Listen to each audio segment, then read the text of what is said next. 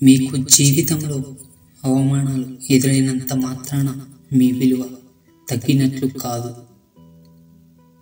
జీవితం అన్నాక ఎన్నో ఆటుపోట్లు ఎదురవుతాయి.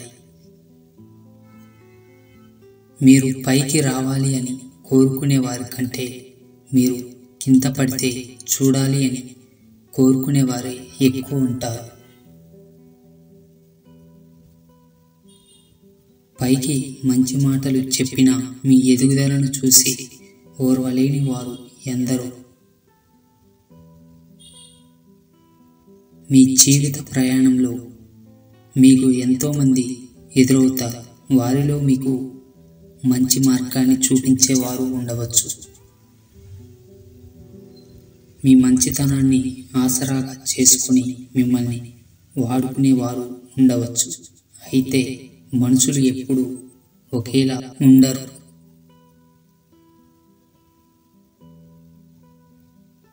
మనుషులు మారుతారు, పరిస్థితులు మారుతాయి. మీరు ఎంతో మంచివారు అని నమ్మిన వారు కూడా మీకు నమ్మక ద్రోహం చేయొచ్చు.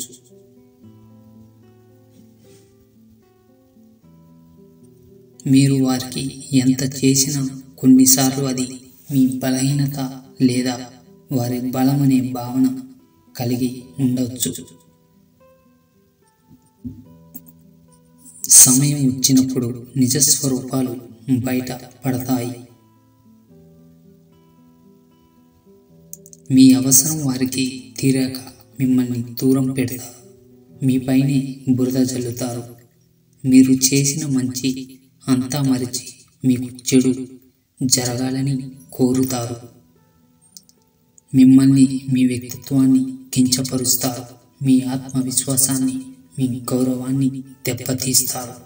మీరు జీవితంలో మరింత దిగజారే ప్రయత్నం చేస్తారు.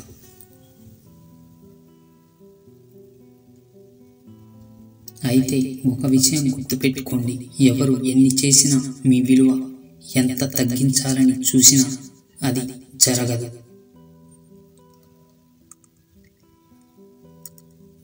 మీరేంటో, మీ వ్యక్తిత్వం ఏంటో మీకు తెలుసు. తెలిసిన వారికి తెలుసు. ఒకరు మిమ్మల్ని తగ్గించాలని చూసినా మీలో సత్తా తగ్గేది కాదు.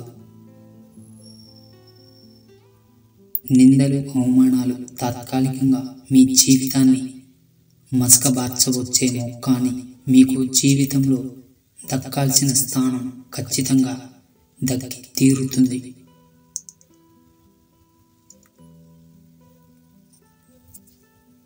ఇప్పుడు మీ బ్యాడ్ టైం కొనసాగుతున్నప్పుడు మీరు దేనికి అర్హులు కాదని మీరు భావిస్తారు.